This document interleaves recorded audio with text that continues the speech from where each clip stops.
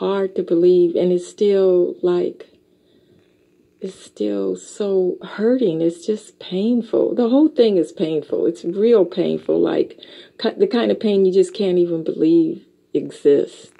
It's kind of, every time, just the thought of it, and that way for SEBI, like, okay, why would you? But that's what we always say, why, right? And those people, whoever it is. And interesting enough, he was locked up with another person. I want to say, was it Pablo, or if I'm not mistaken? And he was released, I guess, a week later or a couple of days later after Dr. SEBI had passed. That is correct. Just walked out. So it was literally 2 weeks of those two being locked up together. And Dr. SEBI was stripped of his cash and every single thing. And we saw the video of him being taken away. And he was on the back of the truck. And he looked, you could tell he was just over it. Mm-hmm. What was going on. Mm-hmm. And when I saw the video of him, what it looked like to me, appearing to kind of call out those who were, I guess, betraying him. Yeah. It's a very sad video to see. It's a very sad thing to see, because you can see that he was broken.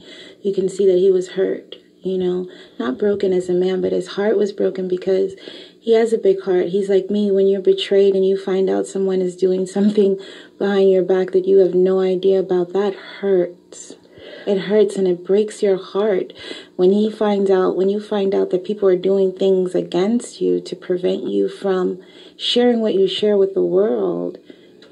And give what you give. And to give of yourself your whole heart. I don't care about this money thing. Forget this money thing and the product and selling it in the internet and world.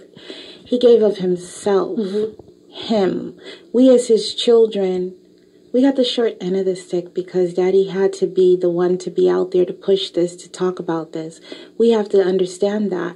But we got the short end of the stick. We had to allow that because we knew the importance of this and the fact that he had to give this message.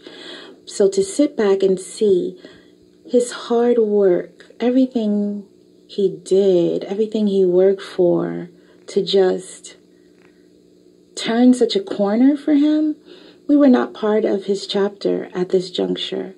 This was his final chapter, his third chapter. We were not part of his chapter by this time. They had already separated, and so there was a lot that went on in his life that I'm sure he was speaking on, but we can't attest to that because we weren't part of that, part of his journey. What were his last words to you on that phone call when he was locked up? I know someone's trying to kill me, so I refuse to eat the food in here. I'm not touching this food. That's why I'm fasting. Shit. A lot of this... I'm sorry, Mommy. Oh my gosh. Oh, I'm so sorry. It's in the bathroom, some tissue. She's emotional at this moment because a lot of this I don't share. A lot of this I don't talk to people about. I don't even tell my mother. I don't talk to my sisters and brothers about it. I've gathered a lot of information since his passing and before his passing because I had canceled my whole trip just to go to try to assist him. And unfortunately, there was things I couldn't end up going, and I feel terrible. I will always feel... I'm not a person that carries guilt, but I know that that's something that I'll always carry, you know?